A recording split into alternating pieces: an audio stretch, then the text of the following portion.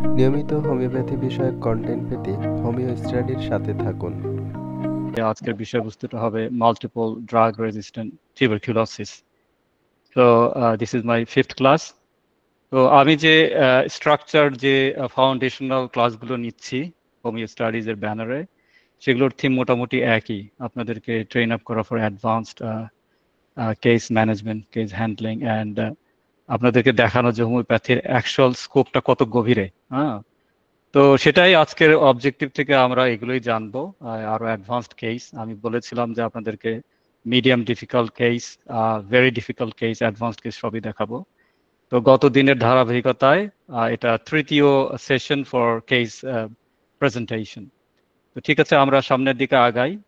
তো আমার প্রত্যেকটা ক্লাসেই এই জিনিসগুলো থাকবে, বা প্রথম সেগমেন্টে, কারণ এগুলো ফাউন্ডেশনাল। এগুলো জাস্ট এ জেন্টল রিমাইন্ডার। আমরা গ্রুপ অফ হেলথ গুলো দেখেছি। আমাদের উদ্দেশ্য থাকবে গ্রুপ ডির পেশেন্টদেরকে গ্রুপ সি, এবং গ্রুপ সিতে যদি আমরা নিয়ে যেতে পারি সেখান থেকে গ্রুপ বি, এবং গ্রুপ বি থেকে নিয়ে গ্রুপ এ তে কি করে আমাদের আলটিমেট আদর্শ যে আরোগ্য, আদর্শ যে স্বাস্থ্য, যে স্বাস্থ্য সুবুদ্ধির চর্চা করবে, যে স্বাস্থ্য জীবনমুখী হবে, সেরকম একটা স্বাস্থ্যের দিকে একজন মানুষকে কিভাবে নিয়ে যাব, সেই যে প্রচেষ্টা হোমিওপ্যাথদের, যেটাই আসলে একজন হিলারের, একজন হোমিওপ্যাথের মূল কাজ, সেটাই আমরা এই সিরিজগুলোতে দেখব। আমি আর এগুলো টেকনিক্যাল জিনিস আর যাব না, এগুলো আপনারা সবাই জানেন যে বিভিন্ন গ্রুপের আন্ডারে আমরা এগুলোকে অর্থাৎ হোমিওপ্যাথির যে একটা র্যান্ডমনেস ছিল, এলোমেলো এলোপাথারি, সেগুলো থেকে বের হয়ে এসে একটা স্ট্রাকচার, যে case management, case perception and case analysis, যার যার নিজস্ব অভিমত থেকে বের হয়ে এসে একটা স্ট্রাকচার যে ফাউন্ডেশনাল, সেগুলোরই এটা একটা অংশ। কেস ভায়াবিলিটিতে আমি দেখিয়েছিলাম যে 4 ধরনের আমরা ব্রডার ক্যাটেগরিতে আমরা ভাগ করতে পারি।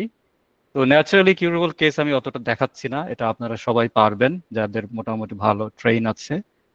তো এখানে একটা লাইন আমি হাইলাইট করেছিলাম, আমি ওই দিন ক্রাইটেরিয়া গুলো বলতে, যে সেটা আজকে আমি আন্ডারলাইন করেছি, মায়াজম নট ইভলভড। তো এটা হচ্ছে কিউরেবল কেসগুলোতে যেখানে মায়াজমটা ইভলভ হয়নি। আজকের কেসটাতে আমরা যেটা দেখবো সেটা এটার উল্টো থিম, যেখানে miasm evolved into advance pathology, like the last one. হ্যাঁ, so type 1 and the type 4, the difference is myosm evolved, myosm not evolved, myosm in the middle path of evolution, just happened. এই জিনিসগুলো আপনাদেরকে basic foundational এই জিনিসগুলো বুঝতে হবে। তো of course এটা ডিফিকাল্ট টু কিওর কেসেস আন্ডারেই পড়বে, কিন্তু এগুলো আসলে সেটেল কেসও নয়, এগুলো ইনকিউরেবল কেসের মধ্যেই পড়বে আজকে যেটা দেখাবো। তারপরেও আপনাদেরকে আমি দায়িত্ব দিব, আপনারাই কেস টাইপগুলো আপনারা নিজেরাই আজকে আমাকে জানাবেন। আজকের সেশনটা আপনারা ইন্টারাক্টিভ করতে পারেন। আমি চ্যাট বক্স দেখবো না, কিন্তু আমি যখন প্রশ্ন করব আপনারা সবাই চ্যাট বক্সে বাংলায় অথবা ইংরেজিতে লিখতে থাকবেন, আমি পরে দেখে নিব যখন সময় পাবো। তো সিমটম হায়ারার্কির যে schema, it is one of the most important part and parcel of a homeopathic practices. So এই জিনিসটা আপনাদেরকে সারা জীবন মনে রাখতে হবে। এটার কোনো নিয়ম চেঞ্জ হতে পারে, রাষ্ট্র চেঞ্জ হতে পারে, এক এক দেশে প্র্যাকটিশনার এক একভাবে, তারা নানা রকম মতামত থাকতে পারে, কিন্তু যে human economy, mental plane, emotional plane and physical plane, তার যে hierarchy, and within the each plane the preferential order that's remain the same. আমরা যে দেশেই চর্চা করি, India, Bharat, Pakistan, Bangladesh, UK, the economy of human body and this synergy will be same. তো সেটাই আমি বারবার দেখাচ্ছি আপনাদেরকে, যেন এটা যেন ভুল না হয়। এবং আমি অনেকগুলো জিনিসের মধ্যে যে ইন্ট্রোডাকশন করেছিলাম এলোপাথারি থেকে বের হয়ে আসার জন্য, তার মধ্যে একটা যে এন্ট্রি পয়েন্টস কনসেপ্ট, হ্যাঁ, সেই এন্ট্রি পয়েন্ট কনসেপ্টে আজকে আমরা দেখবো যে মায়াজমকে কিভাবে এক্সপ্লয়েট করে, অ্যান্ড শুধু জেনারেলিটিস বেসিস করে আমরা কত কত জটিল কেস সলভ করতে পারি। আমরা ইটিওলজি নিতে পারি, ডিজিজ হিস্ট্রি নিতে পারি, স্পিরিচুয়াল ক্যারেক্টারিস্টিক্স, কি note, PQRS, peculiar, queer, rare, and strange, but as well as we can do with miasms and generalities. সেটাই আজকে আমরা দেখবো যে entry point. So this is my case. This case was brought to me on 26th of Jan 2024. The কেসটা নেওয়া হয়েছিল হিন্দিতে originally. You probably know I speak multi-language, and যেটা হচ্ছে যে পেশেন্ট যে ভাষাতে বলুক, আমরা ইংরেজিতে ফ্লুয়েন্টলি লিখি, কারণ ইংরেজিতে আমাদের কোনো সমস্যা নেই। যে ভাষাতে আপনি বলেন সেটা অটোমেটিকলি আমরা ট্রান্সলেট করি না। তো এটা নিয়েছে আমার এক প্রিয় colleague, BHMS qualified, and she trained under me. তো এই কেসটা অত ডিটেল আকার আমরা নেইনি, it's a very busy practice. তো সামিনা নামের এই পেশেন্ট, উনি 29 বছর বয়স, ওনার 3টা বাচ্চা আছে। উনি অনেক দিন ধরেই নানা রকম সমস্যায় ভুগছেন। তো উনি যখন আমাদের কাছে এসছেন তখন এটা উনি অতটা আমি একটু বড় করে নিই, কন্ট্রোল। আচ্ছা, উনি তখন এতটা কিছু বলেননি। তো উনি বলেছেন যে hoarse throat, worse in the morning, cough and cold for last 1 week, aetiology, she says that যখনই গোসল করি বা এই তখনই আমাদের এটা বেড়ে যায়, আমার বেড়ে যায়। অ্যান্ড এই কাশিটা বাড়ছে এরকম কোনো স্পেসিফিক না, কিন্তু উনি এটাই বলতে চাচ্ছেন যে অনেক ঠান্ডা পানিতে গোসল করেছি সেখান থেকে। ব্যাপারটা আসলে এত সহজ না। তো তারপরে আমরা এক্সপেক্টেশন জানলাম, বেটার বাই এক্সপেক্টেশন। এটা একটা কি নোট অফ দিস কেস। কেউ কি বলতে পারবেন বেটার বাই এক্সপেক্টেশন কোন রেমেডির কি নোট? আপনার চ্যাট বক্সে লিখতে থাকুন। is a important keynote for one of the most important remedies for respiratory disorders in homeopathy. Better by expectoration. আপনারা লিখতে থাকুন চ্যাট বক্সে, আমি দেখে নিব একটু পরে। কন্ট্রোল F2, জাস্ট একটু ধরুন। তো better by expectoration. So pain কফিং রাইট সাইড। তো এটা উনি বলছেন যে ওনার এটা রাইট সাইডে ব্যথাটা হচ্ছে। আমি একটু এটা ঠিক করে নিচ্ছি আমার স্ক্রিনটা।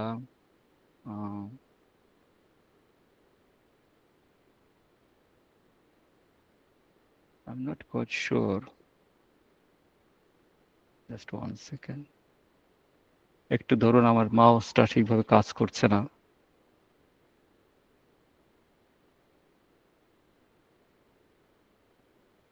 এরকম তো দেখা যাচ্ছে না ম্যাম?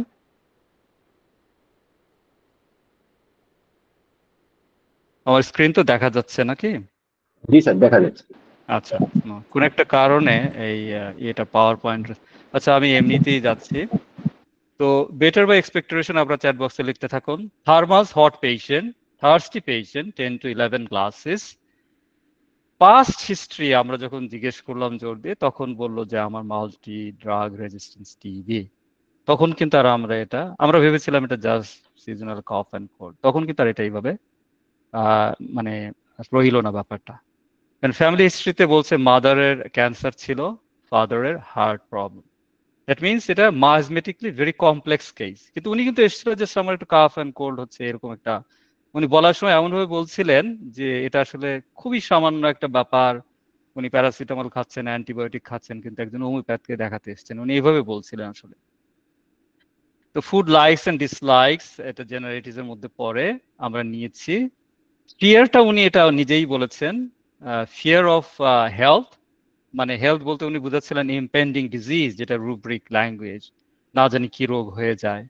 ইনসেক্টস এর ভয় আছে, ইনসেক্টস বলতে অনেক কিছু বোঝায়। Thunder storm and darkness. And she said appetite is very পোর।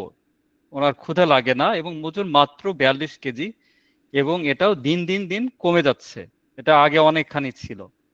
তো আমরা অনেক কিছু জানার চেষ্টা করলাম যে, তো আমাকে ডক্টর বলল যে এই কেসটা স্যার নেব কিনা, কারণ প্রথমত এটা ড্রাগ রেজিস্ট্যান্স টিবি।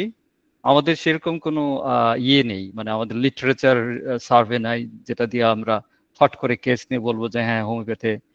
এবং সে অনেক জায়গায় আসলে দেখিয়ে এসছে। তো আমি কেসের মোডালিটিস এবং সবকিছু দেখে আমি বললাম যে পেশেন্ট তো অনেক জায়গায় ঘুরে এসছে, আমরা নিয়ে দেখি কিন্তু কোনো কিছু প্রমিস করো না। হ্যাঁ, কারণ প্রমিস করলে তখন সেটা অন্য পর্যায়ে চলে যাবে। তো যাই হোক, এই অবস্থায় কেসটা নিলাম। একটু ইয়ে করুন, আমি একটু দেখছি আমার মাউসটা কাজ করছে না কেন।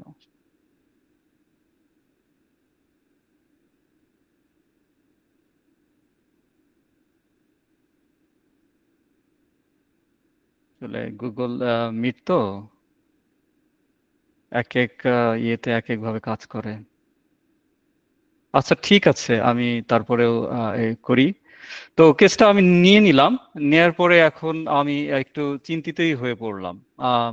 তো নেয়ার আগে আমি একটু ওনাকে কনফার্ম করলাম যে এটা কি আপনি নিজে নিজে বলছেন, না এটা আসলে হসপিটাল থেকে। উনি হসপিটালের ঠিকানা দিল, কোন কোন হসপিটালে কত বছর চিকিৎসা করেছেন। তো ওনার কোর্স চলেছে প্রায় 2.5 বছরের মতো। টিবি আপনারা জানেন যারা অভিজ্ঞ practitioner, tuberculosis is a contagious disease, so it has to be reported actually. আমি আজকে ওটাও কভার করব। তো উনি ওটা কনফার্ম করলেন যে it was actually she returning from hospital, কিছু না হতে উনি হোমিওপ্যাথকে দেখাতে এসেছেন। ঠিক আছে, তো এটা কনফার্ম হওয়ার পর আমি কেসটা নিয়ে নিলাম। নাও আপনারা এখন চ্যাট বক্সে দিতে থাকেন, আপনারা লিখতে থাকেন কি কি করবেন। আমি এই ফাঁকে মাউসটা আমি কেসে চলে যাই, তো আপনারা সাজেস্ট করতে থাকুন, আমি একটু দেখে নিই কি কি সাজেশন এসছে এই ফাঁকে। কোনো সাজেশন আমি দেখতে পাচ্ছি না। ঠিক আছে, আমরা চলুন। তো এখানে আমরা কি ট্রিটমেন্ট করব, কিভাবে করব এবং কি হবে, এটা একটা কিন্তু বিরাট একটা প্রশ্ন। কারণ আমি আগেই বলেছি খুব রিলায়েবল কিন্তু লিটারেচার নাই, অনেকে অনেক কিছু বলে, কিন্তু আসলে এই ধরনের কেস কিন্তু খুব ভালো লিটারেচার আমি দেখিনি with very good follow up. By the way, এটা কিন্তু শুধু আমার একটা কেস না, এই সিরিজে আরো এই ধরনের কেস আরো আছে। তো আমি এটা বেছে নিয়েছি কারণ it was actually my first attempt, maiden attempt. তো ঠিক আছে, আমি আগাচ্ছি। তো আপনারা সবাই জানেন tuberculosis itself is actually very contagious disease like COVID, and it's actually a reportable disease. ওটা নিয়ে আমি আজকে আলোচনা করব। তো আমি সিম্বলটা ব্যবহার করেছি যে এখানে কিন্তু আসলে ওষুধে কোনো কাজ হচ্ছে না, তারা কোর্স দিচ্ছে। এবং আমি এখানে আমি লাং যে অ্যাফেক্টেড, এটা একটা পালমোনারি টিবি নিয়ে আমরা আজকে বেশি কথা বলবো। আমরা অন্যান্য গ্ল্যান্ডুলার অ্যান্ড আদার ম্যানিফেস্টেশনস নিয়ে আজকে অতটা কভার করব না। তো সেই কারণে এটা। তো আমি বরাবরই যে কেসটা কনসেপ্টটা ইন্ট্রোডিউস করি, সেন্টার টু পেরিফেরি। তো আপনি নিজেই দেখতে পাচ্ছেন যে আমাদের ফুসফুসটা কিন্তু সেন্টারে, কাজে ইটস এ ভাইটাল অর্গান, তাই না? It's a vital organ. আমি কিন্তু এটা স্কিনের একটা সিমটমকে নিয়ে আমি যেভাবে গুরুত্ব দিব একটা টিউবারকুলোসিসের কেস, আমরা কিন্তু সেভাবে দেখব না। এবং এর আরো অনেক কারণ আছে, আমাদের লিটারেচারেও প্রচুর আমরা অ্যানোমালি দেখতে পাই, সেটা আমি আজকে আপনাদেরকে দেখাবো, শেয়ার করবো। তো ডেভিডসনের যে বক্তব্য সেটা হচ্ছে যে এই পরিষ্কার দেখতে পাচ্ছেন মাইকোব্যাকটেরিয়াম টিউবারকুলোসিস, এটা খুবই কন্টেজিয়াস ডিজিজেস, এবং এটা দুইটা এর ব্রাঞ্চেস, একটা হচ্ছে বোভাইনাম যে গরু, আর একটা হচ্ছে আমাদের যে হিউম্যান রেস, যেটা এই আমরা দুটাই অ্যাকচুয়ালি হোস্ট এই প্রবলেমটার, এই মাইকোব্যাকটেরিয়ামটা। তো এটা আরেকটা ডেভিডসন থেকে নেয়া। সেই ডেভিডসনের আপনি দেখতে পাচ্ছেন যে সেলুলার চেঞ্জ, স্ট্রাকচারাল চেঞ্জ হচ্ছে কিন্তু আমাদের ভাইটাল অর্গানে। তো হিউম্যান রেসের half of our breathing apparatus is here and half is in the trees, অর্থাৎ গাছ এবং আমরা একে অন্যের পরিপূরক। আমাদের ব্রিদিং অ্যাপারেটাস এখানে অর্ধেক আর এখানে হচ্ছে গাছের ডগায়। আমরা গাছ কেটে ফেলছি, কিন্তু আমরা আসলে যে ব্রিদিং প্রসেসটা, লাইফ প্রাণা এনার্জি, সেটা এখানে অর্ধেকটা, অর্ধেকটা গাছ। এটা হওয়ার কারণে গাছের থেকে বানানো ওষুধগুলো কিন্তু আমাদের মেটেরিয়াল একটা বিরাট একটা অংশ কিন্তু কভার করে রেখেছে। পুটিং দ্যাট অ্যাসাইড, আপনি দেখতে পাচ্ছেন এটা কিন্তু কোনো ফাংশনাল না, এটা কিন্তু প্যাথোলজিক্যাল সেলুলার। এটা একটু ডেভিডসন থেকে নেয়া, এটা এডিনবরা রয়্যাল ইনফার্মারি হসপিটাল, এটা খুব বিখ্যাত একটা হসপিটাল ইউকের, সেখানকার থেকে ডক্টর উইলিয়াম ওয়ালেসের থেকে নেয়া। উনি এটা ডাইসেকশন করে দেখাচ্ছেন এবং দুই ধরনের চেঞ্জই দেখাচ্ছেন। হ্যাঁ, আমরা অত ডিপার প্যাথোলজিতে যাব না, আমরা একটু গ্লোবাল সিচুয়েশনটা দেখে নেই। 4,50,000 2023 সালের ডেটা, দিস ইজ 2025, 1,80,000 মারা গেছে। 60% কিন্তু তারা এই চিকিৎসা পেয়েছে। তার মধ্যে একটা ভাস্ট নাম্বার কিন্তু মোর দেন 40% আমরা বলতে পারি তারা এমডিআর তারা কিন্তু রেসপন্ড করে না। India, China and Russia, they are the more concentrated. আমি আজকে এই প্র্যাকটিস অফ মেডিসিনের এগুলো দেখিয়ে যাব সামান্যভাবে। পারসিস্টেন্ট কফ এটা থাকবে, যে ক্রাইটেরিয়াগুলো, সিস্টেমেটিক ওয়েট লস হবে, যেটা আমাদের এই পেশেন্টে আছে, systematic weight loss, fatigue and fever, night sweats is a very hallmark symptom. আপনারা যারা পড়েছেন ঘুষঘুষে জ্বর, হ্যাঁ, সেই ট্রেডিশনাল আমাদের বেঙ্গলে যেরকম হোমিওপ্যাথির জনপ্রিয়তার one of the causes, doctors like Nilmani Ghatak, তারা কিন্তু এই ভিত্তিতে বহু মানুষের জীবন রক্ষা করেছেন। এবং আমাদের লিটারেচারে কিন্তু একটা বড় একটা অংশ জুড়ে এই টিউবারকুলোসিসটা রয়ে গেছে। আমি আসছি সেগুলোতে। অ্যান্ড লেটেন্ট টিবি কিন্তু থাকতে পারে। হ্যাঁ, আমরা এই মন্টেক্স টেস্ট করি।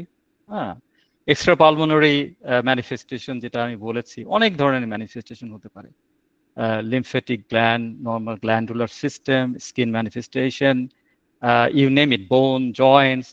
It's a very huge manifestation. তো ডায়াগনোসিস হয়, আপনারা দেখেছিলেন যে অনেকভাবে ডায়াগনোসিস করা যায়। এটা কোনো সিস্টেমেটিক, যেহেতু একটা ডিসঅর্ডার, তো ফাংশনাল অ্যান্ড সিস্টেমেটিক বাউথ। তো এটা যার কারণে আমাদেরকে অনেক কিছু নিতে হয়। প্রথমেই কেউ সিটি দেয় না, এটা ধারাবাহিকভাবে যায় সাসপিশন থেকে। আর আজকাল আমরা সরাসরি টিবি এই ইউরোপিয়ান কান্ট্রিগুলোতে অতটা পাই না, কিন্তু আমি ইন্ডিয়াতে আমি প্রচুর পাই। আমি আবার বলে দিচ্ছি, আপনারা পান কিনা জানি না, আমি বহু পেয়েছি। আমি সেটাতেও আসবো একটু পরে। সো আমি আরো দেখিয়েছি যে স্ট্যান্ডার্ড প্রোটোকল গুলো কি, আপনারা সবাই জানেন। মোটামুটি 6 মাসের কোর্সে রিফাম্পিন, আইসোনাজাইড অ্যান্ড পাইরাজিনামাইড অ্যান্ড ইথামবুচল টাইপের যে কনককশন মিক্সচার, এগুলোই কিন্তু এই মাল্টাই ড্রাগ রেজিস্ট্যান্ট টিবিতে সাধারণত বেশিরভাগ দেওয়া হয়।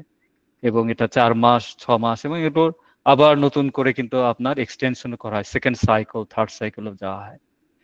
তো মাল্টি এমডিআর টিবির যে ইয়েগুলো হয়, যে পারসিস্টেন্স থেকে যায়, যে ইনিশিয়াল যে সিমটম, আনরিজলভ কফ, তো আমার পেশেন্টই কিন্তু এটা রয়ে গেছে, ফিভার নেই অ্যান্ড ওয়েট লস। সিস্টেমেটিক এগুলো আমরা পাচ্ছি, আবার সিমটোমেটিকটাও পাচ্ছি। সিস্টেমেটিক কোনটা?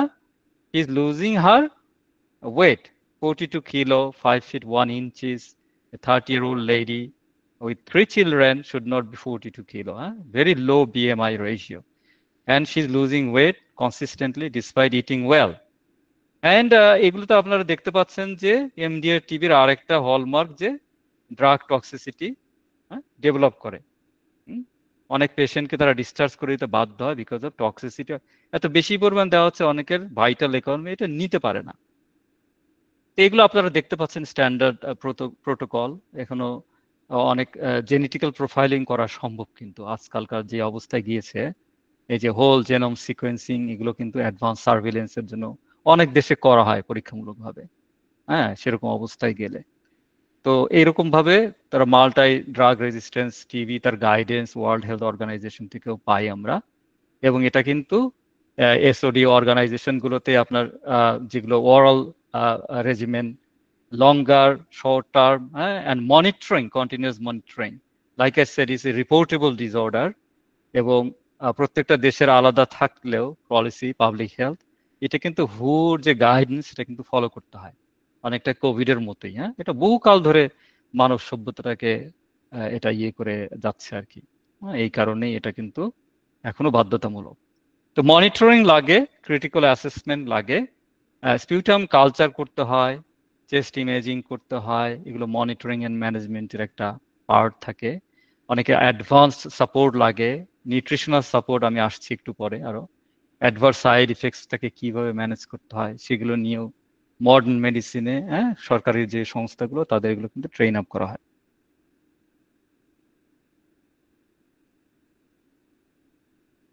তো এই হলো আজকে আমরা তো প্রগনোসিস কেমন, তো এগুলো সবকিছুই তো কত আগে ধরা পড়েছে, কতদিন ধরে নিয়েছে, তার অক্সিলারি কোনো কজেশন আছে কিনা, এইচআইভি আছে কিনা। যারা এইচআইভি পজিটিভ তাদের তো বুঝতেই পারছেন, ভেরি লো প্রোফাইল, মানে লো চান্সেস, ভেরি স্লিম চান্সেস, তাই না? তো পুয়ার প্রগনোসিস, সাধারণত এইচআইভি পজিটিভরা টিবি থাকবেই তাদের, এটা একটা নর্ম, তাই না? আরো কিছু কিছু ডিজিজ আছে যেখানে আমরা দেখি তাদের টিউবারকুলোসিস কিন্তু ডেভেলপ করে যায়, বা সেই গ্রুপের পেশেন্টদেরকে আমরা যখন টিউবারকুলোসিস, তারা যখন ইয়ে হয়, আক্রান্ত হয়, তাদের কিন্তু মাল্টাই ড্রাগ রেজিস্ট্যান্ট টিবি ডেভেলপ করার সম্ভাবনা অনেক বেশি, অনেক বেশি থাকে। এবং অনেকে এই যে অ্যাডভার্স ইফেক্টটা ঔষধের নিতে পারে না, আমি এরকম 1-2 কেস পেয়েছিলাম। তারপর ডায়াবেটিস যাদের আছে, তাদের হিলিং হচ্ছে না, সেলুলার হিলিং হচ্ছে না, সারাক্ষণ কর্টিজল, হাই ইনসুলিন, যে রেজিস্ট্যান্স থেকে তাদের inflammatory, low grade inflammation always is happening. তো তাদেরও কিন্তু চান্সগুলো কম। আবার অনেকে লো ভাইটালিটির উপরে তারা জন্ম লাভ করে, তাদেরও চান্স কিন্তু কম, family history, past history, etcetera etcetera. তো আপনাদের যদি কোনো সাজেশন থাকে এই কেসটা কিভাবে আমরা ডিল করব, আপনারা চ্যাট বক্সে দিতে পারেন, অথবা আমি কন্টিনিউ করছি, আপনারা দিলে আমি মাঝে মাঝে যে দেখতে থাকবো। তো আমি এইমাত্র যে একটু আগে বললাম যে এই কেসে কিন্তু মায়াজম হ্যাজ বিন ইভলভড, তাই না? মায়াজম কিন্তু কোনো হাইপোথেটিক্যাল একটা বইয়ের পৃষ্ঠা লেখা আছে এইভাবে কিন্তু না। আমরা বলি tubercular miasm, this is tubercular miasm, pathological manifestation, তাই না? তো এটা কিন্তু লেটেন্ট ফেজ আমরা বলতে পারছি না, হ্যাঁ, একদম প্যাথোলজি নিয়ে এসছে। আবার এটা হোমিওপ্যাথের ক্ষেত্র না, এটাও কিন্তু আমরা বলতে পারছি না। কিন্তু প্রত্যেকটা দেশের ল আলাদা। অনেক দেশে আছে, যেমন ইউকেতে আপনি সরাসরি টিবি ট্রিটমেন্ট করতে পারবেন না, আপনাকে গভর্নমেন্টের কাছে জানাতে হবে। রেজিস্টার্ড হোমিওপ্যাথ যারা আমরা, আমাদেরকে প্রথমে এটা রিপোর্ট করতে হবে, তারপরে পারমিশন নিতে হবে, এবং তারপরে কিন্তু আমরা ট্রিটমেন্ট করতে পারি। তো স্ট্রিক্টলি স্পিকিং এটা কিন্তু আমাদের দেশের জন্য ওটা প্রযোজ্য, ইন্ডিয়ার জন্য প্রযোজ্য। আমি আমার স্টাডিগুলো আমি শেয়ার করবো একটু পরে। তো দেখতেই পাচ্ছেন যে সেলুলার লেভেলেও কিন্তু চেঞ্জ, স্ট্রাকচারাল চেঞ্জ চলে আসছে, হ্যাঁ, প্যাথোফিজিওলজিতে। তো এবার আসি, এই টিবি নিয়ে এত গুরুত্বপূর্ণ কেন? টিউবারকুলার মায়াজম, টিউবারকুলার রেমেডিজ, এই আমরা যতদিন ধরে হোমিওপ্যাথিতে কাজ করছি এটা নিয়ে সারাক্ষণ এগুলো নিয়ে কথা হচ্ছে, হ্যাঁ, লেগেসিটা কি আসলে, কেন এটা এইরকম, এটা হিস্ট্রিটা কি আমরা একটু দেখে আসি চলুন। তো আমি মোটামুটি এটা রিসার্চ করলাম আপনাদের, এক্সকিউজ মি, এই প্রেজেন্টেশনের জন্য 1800 সাল থেকে শুরু করে আমাদের মডার্ন টাইমস এর মধ্যে আসলে ব্যাপারগুলো কি হচ্ছিল। তো প্রথম দিকে 1800 সাল থেকে শুরু করে 19 শতকের গোড়ার দিকে যে স্যানিটোরিয়াম, চিকিৎসালয়, আরোগ্যালয়, সেখানে মানুষকে রাখা হতো। আপনারা যারা পুরোনো দিনের শরৎচন্দ্রের উপন্যাস, রবি ঠাকুরের উপন্যাস অথবা মুভি দ্বারা দেখতে অভ্যস্ত, তারা দেখবেন যে অনেক টিউবারকুলোসিসের অনেক চিত্র আমরা পাই। স্যানিটোরিয়ামে রেখে আসলো, টিবি হয়েছে, সেখানে ফ্রেশ বাতাস পাবে, আলো হাওয়া পাবে, ভালো খাওয়া দাওয়া হবে, সেখান থেকে আস্তে আস্তে পেশেন্ট রিকভার করবে। এটাই তখন মানুষ চেষ্টা করতেন ওনাদের। কড লিভার অয়েল আমরা দেখেছি যেটা খুবই জনপ্রিয় বিশ্বব্যাপী, এটাতে ওমেগা 3 থাকে, তখনও ছিল, এটা এখনো চলে বাইদি, সর্দি কাশিতে এটা এখনো দেওয়া হয়, very good source of omega 3। তো এটা আবার আমাদের হোমিওপ্যাথিতে এটার নাম কি দেওয়া হয়েছে, কেউ বলতে পারবেন কি? কেউ যদি আপনারা জানেন তো আপনারা চ্যাট বক্সে দিতে পারেন। বরিকেতে খুব ভালোভাবে আলোচনা করা আছে এবং অনেক ডাক্তারই মাদার টিংচারে ব্যবহার করে, ভালো কাজ দেয়ও কিন্তু, বাই দি ওয়ে।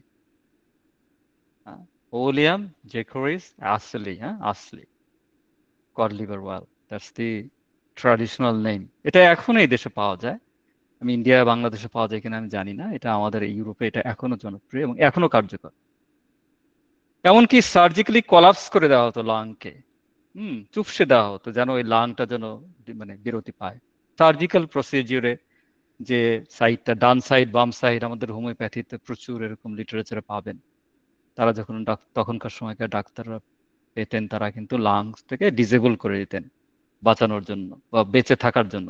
তারা তো মরছে, তারা তো আরো সবাইকে ছড়াচ্ছে, তাই না?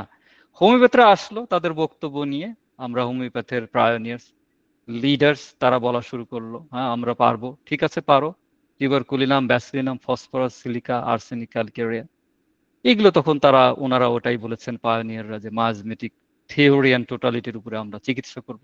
ওনাদেরকেও চান্স দেওয়া হয়েছে। হার্বাল, ন্যাচুরোপ্যাথিক, এই দিকেও আপনারা দেখেছেন। আমি একটা ঔষধ এই লাইনে আমি ব্যবহার করেছি, এটাকে বাংলা বলে মুক্ত ঝুরি, আর ইংরেজিতে বলে অ্যাকলেফা ইন্ডিকা। হ্যাঁ, হেমোপটোসিস, যখন কফের সাথে রক্ত যায়, it's an excellent remedy, actually clinically very efficacious remedy. তো এটা হার্বাল পাথওয়ে থেকে এসছে, আমি অনেকবার ব্যবহার করেছি। তো তারাও চেষ্টা করেছে, ইচেনেশিয়া দিয়ে চেষ্টা করেছে। Mullen oil is a very famous and effective herb in America and Europe and all that. Tuberculinum, coughs remedy, not cough, cough, German Robert Koch. তো টিউবারকুলিন উনি যখন আবিষ্কার করলেন, সেটাতেও পোটেন্টাইজ করা হয়েছে, কিন্তু দেখা গেল যে আসলে ওগুলো দিয়ে কিচ্ছু হচ্ছে না। তো রবার্ট কফের যে টিউবারকুলিন, উনি যে স্পুটাম নিয়ে glycerine extract of TB bacillus, Robert Koch discovery, German ব্যক্তি, উচ্চারণ হবে কফ। তো উনি এটা চেষ্টা করেছেন, ওটাও বাদ পড়ে গেল সময়ের হিসাবে। তো অ্যাকচুয়াল পরিবর্তনটা শুরু হলো যখন বিসিজি ভ্যাকসিনটা নামলো। হ্যাঁ, বিসিজি ভ্যাকসিনটা যখন 1920-এর দিকে নামলো, সেকেন্ড ওয়ার্ল্ড ওয়ারের পরের থেকে মোটামুটি মানে হোল সিভিলাইজেশন তারা বুঝে গেল যে actually this is the way. সেভাবে কিন্তু আসলে এটা আস্তে আস্তে কন্টেইনড হলো। তো এছাড়া আরো অনেক থিওরি আপনারা এখানে দেখতে পাচ্ছেন। হোমিওপ্যাথিক নৌসোডরা চলে আসলো, আমরা নিয়ে আসলাম, আমাদের পায়োনিয়াররা নিয়ে আসলেন, হেরিং, বার্নেট, কেন্টের তো আপনারা যারা ভালো পড়েছেন মনে আছে যাদের, দেখবেন যে কেন্ট স্যার কি কি বলেছেন।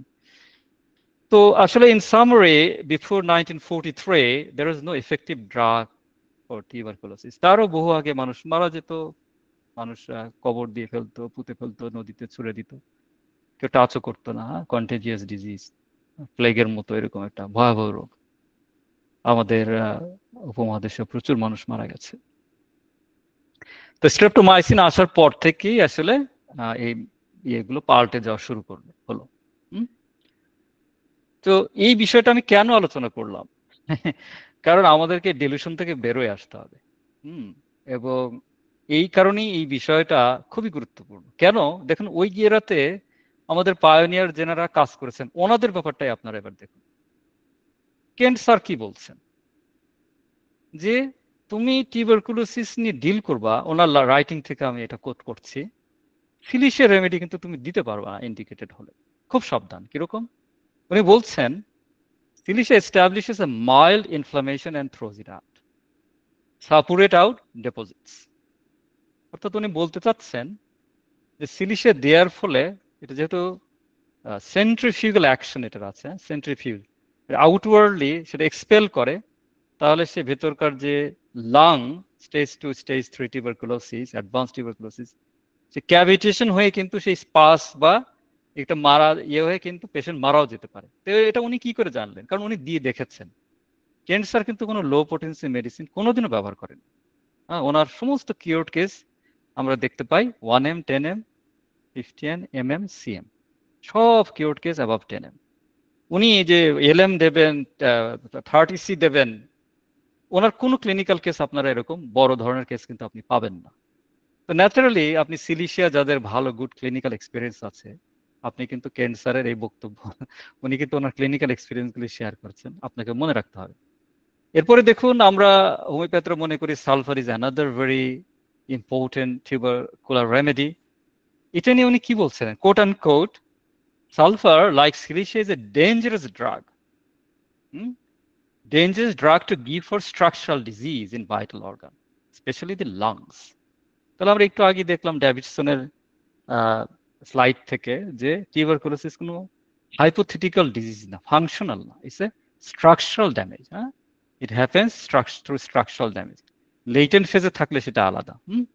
তো কেন্ট স্যার কিন্তু এখানেও আপনাকে মানা করে দিল, এবং উনি বলছেন যে যদি দিতেই হয়, B started in low potency. তাহলে আপনারা বলতে পারেন না আমি তো দিব, আমার লক্ষণ মিলেছে, হোমিওপ্যাথি কার্ডিনাল প্রিন্সিপাল, লক্ষণ মিললে কি হবে আমি দিয়ে। আপনাকে আমি শুধু সিম্পলি কথা বলি, একটু একটা তথ্য দিই যে যারা এই ধরনের ব্যাপার স্যাপার বলে তারা আসলে কোনো প্র্যাকটিক্যালি কি করেছে আমি বলতে পারবো না। আমি কিন্তু অনেক ভয়াবহ এরকম কেস দেখেছি। আমার ফোরামের যারা ইন্ডিয়ার যারা প্র্যাকটিশনার সিম্পলি স্কিন কেসে 200 দিয়ে রোগীকে কিন্তু হাসপাতালে পাঠাতে বাধ্য হয়েছে। আমি নিজে ডিল করেছি সেগুলো। কাজে আমরা বলছি যে এই যে কেন্ট স্যার তার অভিজ্ঞতা লব্ধ যেগুলো বলে গেছেন, আর অনেকে যে বিপরীতে নানা রকম কথাবার্তা বলার চেষ্টা করে যার কোনো অভিজ্ঞতা নাই, কপি অ্যান্ড পেস্ট করা ছাড়া, এদের কথায় কিন্তু কান দেওয়ার আগে আপনারা খুব সাবধান। হ্যাঁ, সালফার কিন্তু আর একটা ভয়াবহ রেমেডি। কেন বলছি? কারণ আমার সালফারের কয়েকশো প্রেসক্রিপশন আছে, এই কারণে বলছি। এবং আমি আপনাদেরকে যেগুলো শেয়ার করছি আমার নিজস্ব অভিজ্ঞতা ছাড়া আমি কিন্তু ওই তথ্যগুলো আপনাকে দিচ্ছি না। আচ্ছা, এরপরে আসুন আমাদের আর একটা খুবই important folic rest for tubercular remedies, phosphorus. এটা নিয়ে উনি দেখেন আপনাকে মানা করে দিচ্ছে, beware in a very weak constitution. তো ফসফরাস একটা ডিপ অ্যাক্টিং রেমেডি, আমার ক্লিয়ারলি ইন্ডিকেটেড হচ্ছে। কেন্ট স্যারের এখানেও আপনাকে উনি ফ্ল্যাগড আপ করে দিল যে না। এছাড়া ওনার রাইটিং এ আরো পাবেন টিউবারকুলিনাম দেওয়ার আগে আপনি কি ভাবতে হবে, এরকম একটা অ্যাডভান্সড কেসে, সেগুলো আরো অনেক রকম পাবেন। তো ডক্টর কেন্ট উনি structural and deep seated pathological যে কেসগুলোতে যেটা উনি মানা করেছেন based on his empirical observation, clinical observations, এগুলো কারণটা কিন্তু আমরা সহজে চিন্তা করলেই পেয়ে যাচ্ছি যে আমাদের এই হাই পোটেন্সি দেয়াতে যে কিরকম যে বাজে অবস্থা হতে পারে, এগুলো যারা ফেস করেনি তারা কিন্তু আসলে ওই হাইপোথেটিক্যালি ভাববে।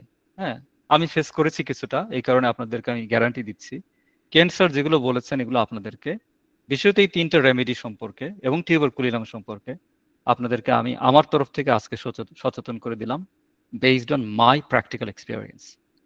ওকে, তো কেন্ট স্যার কিন্তু আপনাদেরকে বলছেন এগুলো সতর্কতার সাথে, এর মানে কিন্তু এই যে দেবেন না তা নয়, সতর্কতাগুলো আপনারা জেনে গেলেন।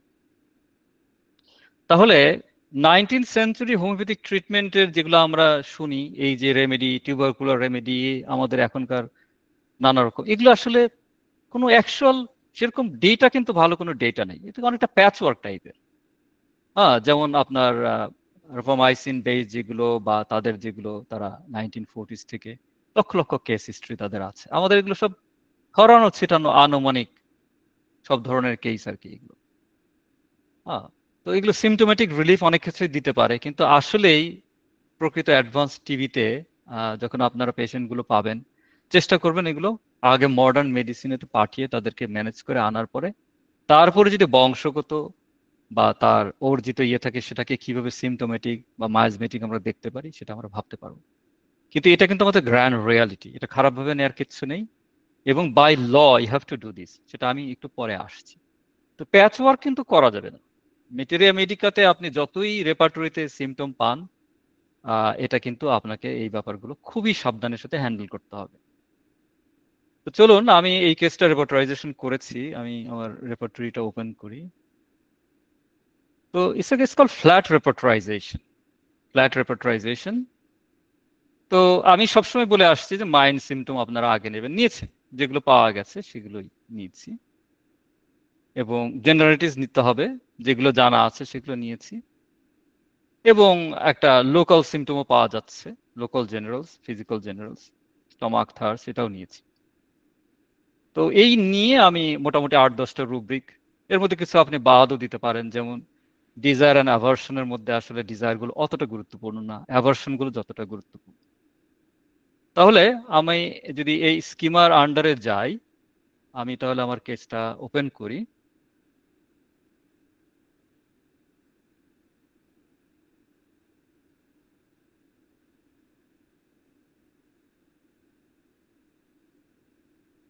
তাহলে সামিনের কেসটা আমরা পাচ্ছি এই আকারে, পাচ্ছি র ডেটা হিসাবে।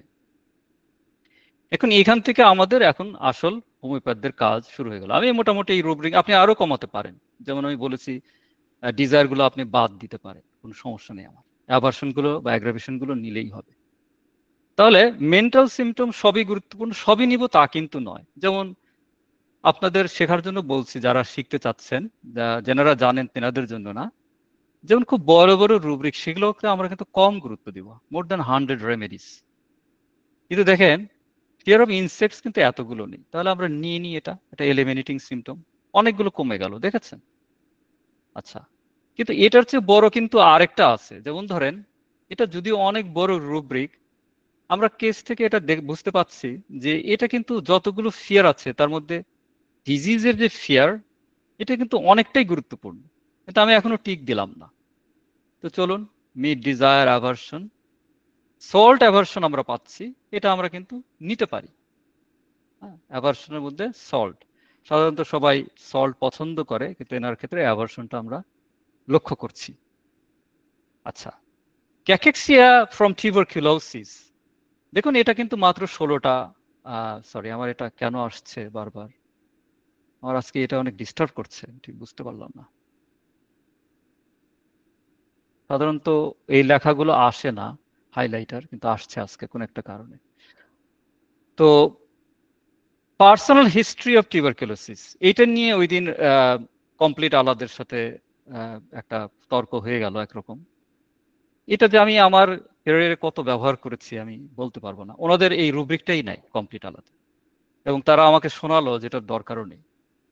তো এটা আপনি নিয়ে নিন, এটা লাগবেই, পার্সোনাল হিস্ট্রি। দেখুন ক্যাকেক্সিয়া যদি নিই তাহলে একটাই রেমেডি চলে আসবে, তাও করতে পারেন, আবার অন্য কিছু করতে পারেন। এখন আমরা ডিডি করে ফেলি, আমরা মোটামুটি অনেকগুলো রেমেডি বাদ পড়ে গেছে।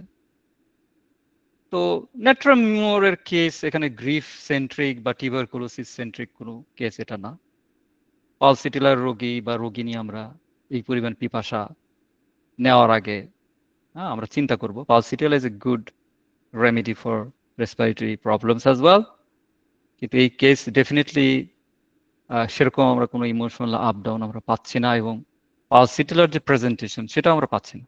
আমরা এখানে পাচ্ছি স্ট্রাকচারাল ড্যামেজ, ওনার টিবি হয়েছে lingering problem. Carcinosin family history of cancer আমি এটা নেইনি রুব্রিক, কিন্তু কার্সিনোসিন যেহেতু অর্জিত রোগ সেটা আসছে, কিন্তু সেটাও কিন্তু আমরা খুব গভীরভাবে চিন্তা করলে যেমন স্পাইসেস অ্যাগ্রাভেশন কভার করছে না, কার্সিনোসের কোনো ফিল্ড আমরা পাচ্ছি না, সেটাও কিন্তু আমরা অত জোর দিয়ে আমরা কিন্তু বলতে পারছি না। তো আমি এবার আমার ইয়েতে ফিরে যাই। তো এই হচ্ছে রেপার্টোরিয়াল অ্যানালিসিস। ন্যাচারালি ফসফরাসই রয়ে গেল। You don't have to do that, but if you do the process of elimination, আপনি মোটামুটি ফসফরাস এবং পেশেন্ট অনেক থার্স্টি, এটা একটা গুড সিমটম হিসেবে আমরা খুব নির্ভরযোগ্য রেপার্টরিতে আমরা পাচ্ছি, এবং আমরা ডিডিউ করে ফেললাম। এখন সিনথেসিসে একটা ফাংশন আছে যেটাতে আপনি রেমেডি থিমটাকে আপনি এক্সট্রাক্ট করতে পারবেন, যে টিউবারকুলোসিস এন্ড জেনারেল এটাকে যদি আমরা কম্বাইন করি তাহলে আমাদের এ যাবৎকালে অর্জিত হোমিওপ্যাথিক যে জ্ঞান সেটাতে কোন কোন রেমেডিগুলো সবচেয়ে বেশি এই ক্রাইটেরিয়ার আন্ডারে আসে সেটাই আমরা এখানে দেখতে পাচ্ছি। তো আপনি দেখতে পাচ্ছেন যে এর লিগ টেবলে আছে tuber followed by phosphorus, silicia, we just spoken about it, Kelly-Carb, arsenicum iodatum, sulfur, Calcareous carbonica, sepia, nitricum acidum, Drosera, bacillinum, so and so forth. তাহলে আমরা দেখতে পাচ্ছি এই হচ্ছে আমাদের মোটামুটি literature survey based on the most reliable information available to us. এরপরে আমি আরেকটা এক্সট্রাকশন আপনাদের জন্য করে দেখালাম। আনফরচুনেটলি আমার কম্পিউটারটা খুব ডিস্টার্ব করছে, এই কারণেই আমি একটু হেজিটেন্ট। তারপরে আপনাদেরকে দেখাই কিভাবে রেমেডি এক্সট্রাক্ট করবেন স্টাডির জন্য এন্ড রিসার্চের জন্য। তো আপনারা প্রথমে যাবেন হচ্ছে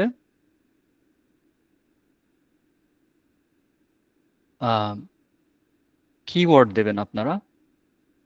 আমি কি কি কিওয়ার্ড দিয়েছি আবার একটু দেখে নিই।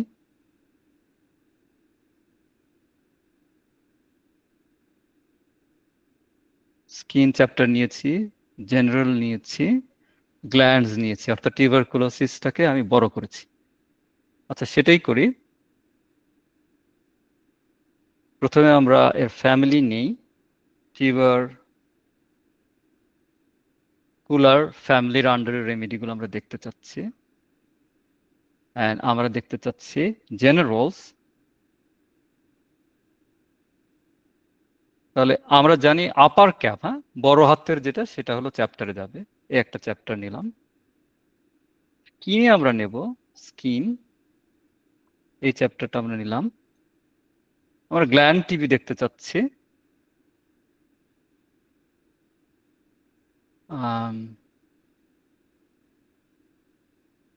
গ্ল্যান্ডস চ্যাপ্টার, এটা নিলাম,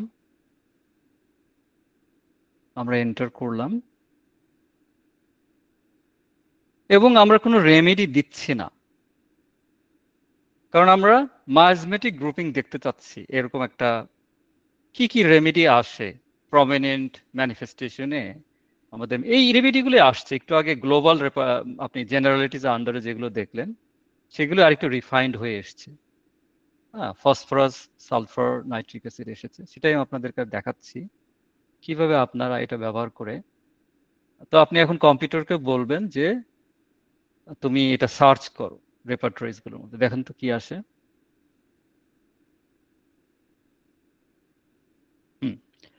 তাহলে আমরা অ্যাডোনিসে যাই, ট্রেজার এডিশন দেখব না, অনেক কিছু কারেক্ট করা হয়েছে। তো এখন সে সর্ট করলো ডেটাবেস, যা যা available, reliable basis, only reliable data, not unverified self proclaim data. No, আমরা এইখানে যে ডেটাগুলো দেখতে পাচ্ছি সবগুলি রিলায়েবল, কারণ আমি এখানে এগুলো আমরা অন করে দিব। দুইভাবে অন করা যায়। একটা ফুল রেপার্টরিতে যাবেন, আমি এটা তো দেখতে চাচ্ছি না, sorry, I want to bring Adonis. আরেকটা হচ্ছে আপনারা কোনো রেমেডি কপি করার নেই, অর্থাৎ সাব রুব্রিক থেকে রুব্রিক, দেন সাব রুব্রিক, এগুলোতে কপি করার নেই, আপনারা সেটা টার্ন অন করে দিয়ে দেখতে পারেন। তার মানে আমাদের হোমিওপ্যাথিক লিটারেচারে সিন্স পায়োনিয়ার্স টাইমে যত রিলায়েবল ডেটা, নট জাস্ট নিজের কি ভাবি এরকম না, যেগুলো ক্লিনিক্যাল ডেটা আছে তার ভিত্তিতে যেগুলো, সেগুলো আমরা দেখতে চাচ্ছি। তাহলে আমরা এটা যদি দেখতে চাই, এখন আমরা একটা গ্রাফ বলতে পারি যে তুমি একটা প্লট করো, তাহলে একটা গ্রাফ আমরা জেনারেট করার চেষ্টা করব। হ্যাঁ, তাহলে দেখুন আমরা গ্রাফের এখানে বার অনেকভাবে চেঞ্জ করতে পারি, বার গ্রাফ করতে পারি, ইটস আপ টু ইউ। হ্যাঁ, তো আমরা এখানে দেখতে পাচ্ছি phosphorus is the leaders in this type of analysis. They're followed by sulfur, arsenic, sepia, pulsatilla, LICO. অর্থাৎ আমাদের এই মাইজমেটিক অ্যানালিসিসে আমাদের রিলায়েবল ডেটা থেকে, এটা আমি কি ভাবছি তা না, যত ডেটা অ্যাভেলেবল আছে অদ্যাবধি কাল পর্যন্ত, সিনথেসিস গত 42 বছর ধরে এটা কাজ চলছে, পৃথিবীর প্রায় 1500 ডাক্তার এটাতে ইনভলভ, কোনো একক ব্যক্তির এটা কোনো প্রজেক্ট না। ফলে এখানে কালেকটিভ যে মডার্ন টাইম ইউরোপিয়ান হোমিওপ্যাথিরা মিলে যে রিলায়েবল ডেটাবেস তৈরি করেছেন, তো এবং ওনারা মাল্টিলিঙ্গুয়াল হওয়ার কারণে ওনারা অরিজিনাল পাবলিকেশন থেকেই দেখতে পারেন, যেমন জার্মান পাবলিকেশন থেকে যেগুলো নেয়া, যাদের মাতৃভাষা জার্মান, তাদেরকেই দায়িত্ব দেওয়া হয়। তো সিনথেসিসের এটা একটা গ্রেট অ্যাডভান্টেজ যে আপনি আনরিলায়েবল ফেক ডেটা খুব কমই পাবেন। তো সেখান থেকে আমরা কিন্তু খুব গ্রুপ স্টাডিগুলো খুব সুন্দর করে আপনারা করতে পারবেন। আজকে একটা ট্রিক্স আমি দেখিয়ে দিলাম। তো চলুন আমরা আমাদের প্রচলিত কথায় ফেরত যাই, যে আমরা কেন এই সিনার্জি জিনিসটাকে, আমরা ট্রায়াঙ্গলগুলোকে বারবার কেন আপনাদেরকে রিমাইন্ড করছি। আমাদের একটা সিমিলিমাম আনার জন্য মেডিসিনের জিনিয়াস যেটা মিলতে হবে, জেনারেটিভ যেমন মিলতে হবে, ঠিক তেমনি তার মায়াজমও মিলতে হবে, কিংডমও মিলতে হবে। আমরা বলছি তার ক্যারেক্টারিস্টিক সিমটমও মিলতে হবে, কিনোটও মিলতে হবে। অর্থাৎ আমরা র্যান্ডমনেস থেকে বের হয়ে আসছি। এটার মানে কিন্তু এটা কিন্তু নতুন কিছু না। অর্থাৎ সবকিছু এলোমেলোর পরিবর্তে আমরা স্ট্রাকচারালিজম, একটা ওয়েল ডিসিপ্লিন নিয়ে আসছি। হ্যাঁ, এসেনশিয়াল ফিচার অফ দি রেমেডিকে দেখবো, এইস অফ দি রেমেডিকে দেখবো। তো আমরা জানি নোসোড গ্রুপটা সাধারণত বেশি টিউবারকুলিনাম যে রেমেডি, সেটাই টিউবারকুলার মায়াজমটাকে বেশি রিপ্রেজেন্ট করে, যেহেতু রোগজ উপাদান থেকে বের করা হয়েছে। তো এই গ্রুপের যে ফিলিংসটা, ওভারঅল যে এই গ্রুপের আন্ডারে যত রেমেডি আমরা একসাথে ভরতে পারবো, একটু আগে তার একটা জিনিস দেখালাম, এই যে tubercular remedies based on reliable data, এই গ্রুপের ফিলিংসটা হচ্ছে হায়ার লেভেলে, যে তারা অপ্রেসড। আবার একটু আগে আমরা এই ব্যক্তির আমরা কিন্তু মোস্ট লাইকেবল সিমিলেমা, যেটা হলো তার স্ট্রাকচারটা ডিসইন্টিগ্রেট হয়ে যাচ্ছে, যেটা আমরা কনস্টিটিউশনাল বলবো, এই কেস টেকিংটাতে মিনারেল কিংডম থেকেই কিন্তু একটা রেমেডি আমরা পেয়ে গেলাম। এরপর আমরা দেখব যে এই mineral kingdom and the nosode কিংডমের যে ব্যাপার স্যাপারগুলো, সেগুলো আমরা কি করে প্রত্যেকটাতে বক্সে বা সিনার্জির যে পয়েন্টগুলো আমরা একটু আগে দেখলাম, সেগুলোতে আমরা কি করে টাচ করতে পারি। তো ফসফরাস আসলে কলাম বা স্টেজ 15 অ্যান্ড রো 3, আমি গতদিনও যে ওষুধটা পড়িয়েছিলাম সেটা রো 4-এ ছিল, কিন্তু সেটাও স্টেজ 15-এ ছিল। তো দেখুন এই স্টেজ 9 বা 10-এর পরে কিন্তু এটা পতন, ডিসইন্টিগ্রেশন, অর্থাৎ একটা মানুষ তার শৈশব থেকে যৌবনে যাওয়ার পরে আস্তে আস্তে পতন, যেটা বেল কার্ভ আমরা বলি, বেল কার্ভ।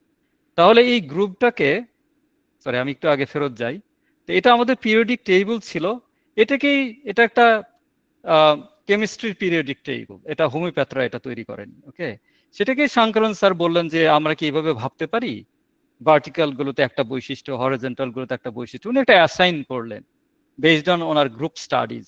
হ্যাঁ, তো সেখান থেকেই আমরা ওটাকে ফ্ল্যাটেন করে দিচ্ছি। তো এইদিকে এই কলামগুলো স্টেজ 1 to 18, যেটা এগুলোকে নির্দেশ করছে, stage 1 to 18, and these are the rows vertically, different rows 1 2 3 4 5 6 7, and up to 17 18। তো এটাকেই একটা বেল কার্ভ হিসাবে টপ, প্ল্যাটু, দেন ডিক্লাইন। তার মানে যত আমরা ডানে যাব ডিসইন্টিগ্রেশন। আবার এটার সাথে এই বাম পাশেও এগুলোর কিন্তু রিলেশন আছে, যেটা আমরা আরেকটা গ্রাফ দিয়ে ওই দিন আমরা বলেছি, সেটার নাম হচ্ছে স্ট্যাডিয়া সাইক্লাস। তো আপনি দেখুন সেটা গ্রাফটা কিভাবে হয়। সেই গ্রাফটা আমি যদি আঁকার চেষ্টা করি, রিলেশনশিপটা, তো আমি কালারটা একটু চেঞ্জ করে নিচ্ছি। হ্যাঁ, তাহলে এই স্টেডিয়া সাইক্লাস বা এই গ্রুপটা যেটা আমাদের বেল কার্ভ ছিল, সেটাকে যখন সাইক্লিকে নিলাম তার রিলেশনশিপটা কিরকম। যেমন আমি এই কলাম 2 স্টেজ 2 এটার সাথে এইটার 11 মিলবে। এই তার মানে হচ্ছে 1 + 1 2, আর এটা হচ্ছে স্টেজ। অর্থাৎ এই কলাম 2 যে বৈশিষ্ট্য সেটা আমরা স্টেজ 11-এও তার মিরর ইমেজটা আমরা পাবো। ঠিক সেটাই, ঠিক তেমনি আমরা কলাম 7-এ যেটা পাবো সেটা পাবো যে 16-এ, কারণ 1 আর 6 + 7, তাই না? ঠিক তেমনি আমরা 4 নম্বরটা পাবো যে মিলে 13 নম্বরের সাথে রিলেশন। তার মানে দেখুন যেটা বুঝাতে চাচ্ছি, এই যে কার্ভটা, বেল কার্ভটা, এই প্ল্যাটুর বাইরে ডান পাশে ডিক্লাইন, বাম পাশে আমাদের রাইজ অ্যান্ড ফল, এটা কিন্তু আমরা মনে রাখতে হবে আমাদের। এছাড়া এই জিনিসগুলো এতটা কঠিন না, আমি একটু বেসিকটা দিয়ে দিলাম। তো stage 3 row 3, sorry not stage, row 3 phosphorus আমরা পেয়েছি কনস্টিটিউশনাল সিমিলিমিয়াম হিসেবে। আমরা একটু আগে কেন্ট স্যারের বক্তব্য আমরা দেখেছি যে ফসফরাস দিও না, এবং আমি আপনাদেরকে মানা করে দিলাম, কিন্তু আমাদের অ্যানালিসিসে ঘুরে ফিরে ওটাই আসলো। আমাদের মেটেরিয়াতে যা যা ওষুধ থাকবে তাই তো আসবে, ওটাই চলে আসছে। ফসফরাসের বৈশিষ্ট্যটা কি? আইডেন্টিটি, কারণ রো 3টা identity. Phosphorus unlike silicea, he gives his own identity. Silicia assumed an identity based on social norms. ফসফরাসের নিজস্ব আইডেন্টিটি থাকে। যেমন সালফারের আইডেন্টিটি কি? বেসড অন মাই নলেজ, আমি অনেক জানি। দেখো আমি এমন কিছু জানি যেটা তোমরা জানো না, এটা একটা সালফারের একটা আইডেন্টিটি। ফসফরাসের আইডেন্টিটিটা কি? দেখো আমার কমিউনিকেশন স্কিলটা এমন যেটা তোমরা এত সুন্দর করে কমিউনিকেট করতে পারবে না। আমার ড্রেস আপটা দেখো কত সুন্দর, আমার দেখো 50টা বন্ধু আছে reliable. That is his identity. So this row belongs to identity. এবং কলাম 15 আমি গতদিনও শিখেছি যে 15 কলামটা হচ্ছে ডিসইন্টিগ্রেশন। তাহলে লাং যে অ্যাপারেটাসটা সেটা সেলুলার লেভেলে সে ডিসইন্টিগ্রেট হয়ে যাচ্ছে। হ্যাঁ, ফসফরাস আমরা রেপার্টরি সার্চ করলে কি পাই? Fatty degeneration of vital organs. হ্যাঁ, phosphorus is one of the top remedies. তার মানে ফসফরাসের একটা, like arsenicum album, phosphorus is a master remedy for vital organ degeneration. আমাদেরকে কিন্তু স্পিয়ার অফ অ্যাকশন গুলো বুঝতে হবে। তাহলে আমরা কলাম 15টাও কিন্তু আমরা টেন্সটা পেয়ে গেলাম। তাহলে দেখুন এই যে ফসফরাসের একটু আগে যে বললাম, এইটা এই স্কিমার আন্ডারে টিউবারকুলার মায়াজমের আন্ডারে সেখানে বসে আছে। এবং দেখুন টিউবারকুলার মায়াজম যে গ্রুপিং, এটা কোনো বিশেষ কিছু না, এটা যে গ্রুপিং। হ্যাঁ, কোন কোন ওষুধের মধ্যে পড়তে পারে আদার দেন টিউবারকুলাইনাম and ব্যাসিলাইনাম? You can see all the tubercular remedies variation is here. For example, tuberculinum aviare, tuberculinum cough, tuberculinum marmarek, tuberculinum residum, etc. etc. Barbascum is here. তো ব্যাসিলিনাম আমরা খুঁজে আসি, এই দেখেন ব্যাসিলিনাম ইজ হিয়ার। তার মানে আমরা আরো দেখে নিই স্ট্যানামমেট আছে কিনা। স্ট্যানাম অনেকেই ব্যবহার করেছেন আপনারা ডিউরিং কোভিড টাইম, স্ট্যানাম এখানে রয়ে গেছে। স্পঞ্জিয়েটোস্টা, ড্রসেরা কোথায় আছে দেখে আসি চলুন। ড্রসেরা, হিয়ার। দ্যাট মিনস এটা একটা লিস্ট অফ রেমেডিস, আমরা যখন মায়াজমেটিক স্টেজ নেয় আমরা আলোচনা করব তখন। তাহলে আমাদের শ্রদ্ধেয় শঙ্করন স্যার ওনার যে লেটেস্ট কাজ করছেন, উনি এই এটা টিউবারকুলার রেমেডি গুলো মিনারেল কিংডম থেকে আসতে পারে, নোসোড থেকে আসতে পারে, এবং প্লান্ট কিংডম থেকে আসতে পারে, like ড্রসেরা, right? Mineral kingdom like phosphorus, হ্যাঁ, আবার টিউবারকুলাইনাম লাইক নোসোড। হ্যাঁ, এটাকে উনি বড় একটা ক্লাস দিচ্ছেন, এটাকে উনি নাম দিচ্ছেন সুপার ক্লাস 5, কারণ এর আন্ডারে আমরা সবই ফেলতে পারবো। আর এই ক্লাসটার ওভারঅল থিমটা কি? They are very restless and must get out. আমরা বলি না যে ফসফরাস চাইল্ডকে আমরা চিনবো হচ্ছে তার Babli communication, very restless, etcetera etcetera. তো এটাকে আমি আরেকটা পিক্টোরিয়াল দিয়ে এখানে প্রেজেন্ট করেছি, যে ফিল অপ্রেসড। হ্যাঁ, তারা নতুন নতুন জায়গায় যেতে চায়, হ্যাঁ, তারা কোনো প্রকার নিয়ম নীতি মানতে চায় না, হ্যাঁ, ভেরি হেক্টিক। দেখবেন যখন ব্যাসিলিনাম রেমিডিটা যখন প্রুভিং হয়েছে, আপনারা অনেকেই জানেন যে নোসেট গুলো কিন্তু কোনো হানিম্যানিয়ান প্রুভিং হয়নি, আদার দেন হানিম্যানের যে মাস্টার রেমেডি, এছাড়া কোনো রেমেডি কিন্তু হানিম্যানিয়ান প্রুভিং কেউ করেনি, ভেরি রেয়ার, এক্সট্রিমলি রেয়ার। তো লাকিলি শঙ্করন স্যার ব্যাসিলিনাম কিন্তু উনি হানিম্যানিয়ান প্রুভিং করেছিলেন এবং বেশ কয়েকটা পোটেন্সি করেছিলেন, 30 করেছিলেন, 200, and the number of provers was quite a large provers।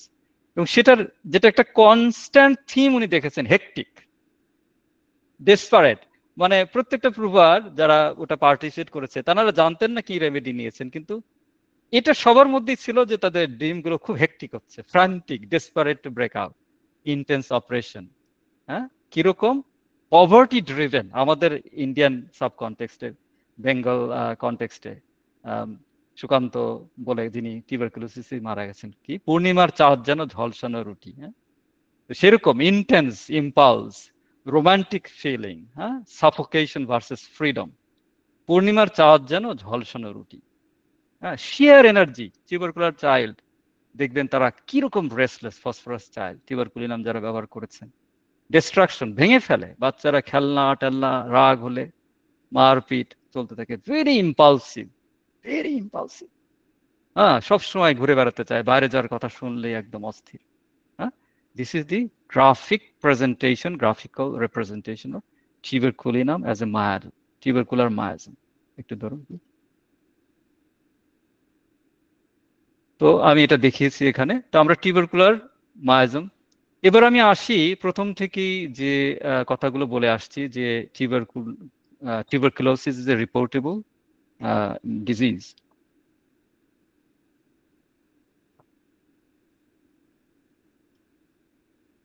আমি বাংলাদেশ নিয়ে স্টাডি করলাম।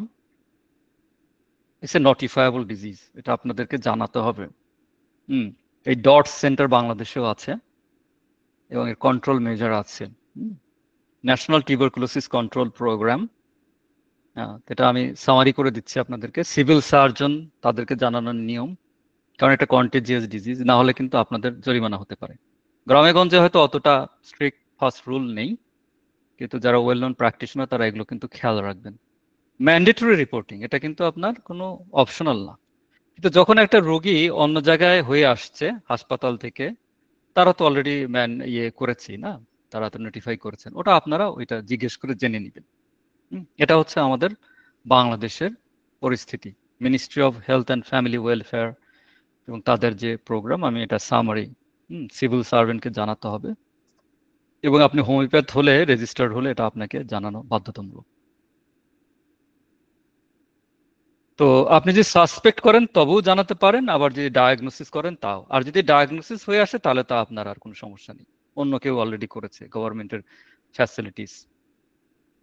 ইন্ডিয়াতেও সেই একই ঘটনা, আমাদের এখানে অনেকে ইন্ডিয়ান অডিয়েন্স আছেন। 2012 সাল থেকে এটা বাধ্যতামূলক, গভর্নমেন্ট অফ ইন্ডিয়া। এবং আমি ইন্ডিয়াতে অসংখ্য রোগী আমি দেখেছি তাদের কিন্তু আসলে লেটেন্ট, আয়ুষ প্র্যাকটিশনার যারা আয়ুর্বেদা, ইউনানি, হোমিওপ্যাথি নিয়ে করেন, ওনাদের জন্য বাধ্যতামূলক। আচ্ছা, তো অনেক স্পেকুলেশন হলো, আমি কি দিয়েছি, এবার আমি এটা আসি। আমি এই পেশেন্টকে আমি কিন্তু ফসফরাস দেইনি, আমি ক্যান্সারের কথাটা আমি মেনে নিয়েছি। আমি এখানে যে ওপেনিং প্রেসক্রিপশন আমার ছিল, আমি যে ওষুধটা দিয়েছি সেটা নিয়ে আজকে আপনাদের সাথে আলোচনা করব। It's a very important clinical experience I have on a number of patients, more than 10 good cases, my own cases with a good follow-up. তো এভিআরএ ভার্সন যেটা, অর্থাৎ চিকেন টিবি থেকে টিউবারকুলোসিস যেটা বানানো হয়েছে, খুব মাইল্ড ভার্সন, সেটা দিয়ে আমি এই কেসটা ওপেন করি। এখন অনেক চিন্তা ভাবনা করেছি এই কেসটা নিয়ে, এবং আমি এর মাঝে আর কিছুই দেইনি, শুধু আলফা আলফা মাদার টিংচার আমি দিয়েছিলাম, যেহেতু আলফা আলফাতে প্রচুর ভিটামিন, আপনারা যারা স্টাডি করবেন দেখবেন আলফা আলফা একটা গাছের একটা অনেক প্রচুর ভিটামিন থাকে এটাতে, ভিটামিন বি, সি, ই। তো সেটাও দেওয়া হয়েছিল যে তার অ্যাপেটাইটটা যেন ফেরত আসে, আর ওয়েট। এবং উনি খুব গরিব ঘর থেকে আসা, কাজে ওনাকে আমি কোনো ভিটামিন টিটামিন এগুলো আমি খেতে বলতে পারিনি, she could not afford it actually. আচ্ছা, এই কেসে আমি ফসফরাসও দেই, ফসফরাস দিয়েছি আমি এই কেস সেটেল হওয়ার 6 মাস পরে। যখন আমি নিশ্চিত হলাম যে ইনি ওনার যে ওনার প্রথম যে চেঞ্জগুলো আসলো সেটা হলো যে ওনার প্রথমে এই যে ক্ষুধা মান্দ এটা দূর হওয়া শুরু হলো, উনি ওয়েট গেইন করা শুরু করলেন, ওনার যে ঘন ঘন কাশি হতো প্রতি সপ্তাহে, উনি নিজেই বলছে, শিক্ষিত মেয়ে যদিও খুব নিম্ন মধ্যবিত্ত পরিবারে, ওনার বাচ্চাদেরকে উনি সময় দিতে পারছেন, উনি আগে কথা বলতে বলতে দমই হয়ে যেত। আমরা ক্লিনিকে দেখতে থাকলাম, over the 6 months he gained weight up to 52।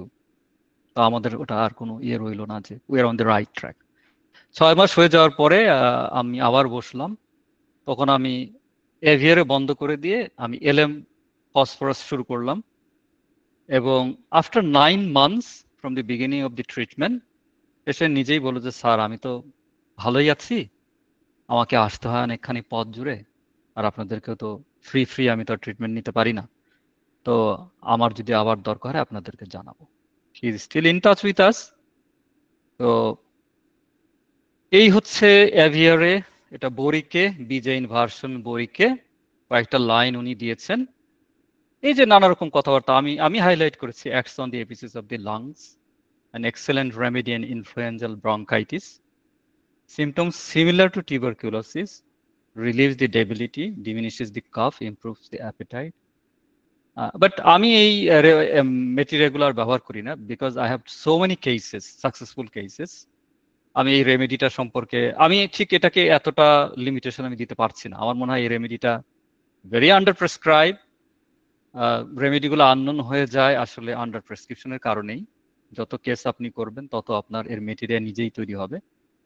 তো এখানে আরেকটা রেফারেন্স আপনাদের সাথে শেয়ার করছি, এটা Lotus material medica, Mister Robin মার্ফির ইয়ে থেকে নেওয়া। ওনারও বেশ কিছু রেফারেন্স আপনি পাবেন, long lasting prostration after influenza, this is true, I have verified. Symptoms similar to tuberculosis, উনিও বোরিকে থেকে কপি করছেন।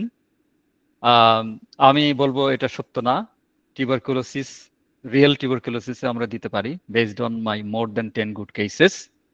Coughs are irritating, this is true, this is I would say general. Influenza and sequelae, chronic fatigue, I can clinically confirm, yes, it is a very strong entry point for AVRA. The potency I have experimented is actually 201 m, 280% prescription আমি করেছি, 1 m একটা বা দুটো case যেখানে আমার দরকার হয়েছে। তো এটা দেওয়ার ফলে প্রগনোসিস আমি অলরেডি বলে দিয়েছি, পেশেন্ট আমার আন্ডারে আর নেই, উনি নিজেই ডিসচার্জ নিয়ে চলে গেছেন, her appetite improved, weight gained and tendency to catch cold all gone. আচ্ছা, এটা হলো আজকের প্রেজেন্টেশন। আর টিউবারকুলার যে ডিসঅর্ডার গুলো সেটাতে আমি এই আরেকটা স্লাইড তৈরি করেছি, food and nutrition is very important, কারণ এই রোগটার সাথে দারিদ্র্যের একটা মারাত্মক মানে ইয়ে আছে, পথ চলা আছে। তো এখানে যেমন ধরেন প্রোটিন, আমরা যারা আমাদের ওই রিজিয়নে যাদের অনেক কষ্ট অর্থবিত্তের, তারা তো আর পার কেজি বডি ওয়েটে দৈনিক 1.5 গ্রামস প্রোটিন তারা কিভাবে খাবেন?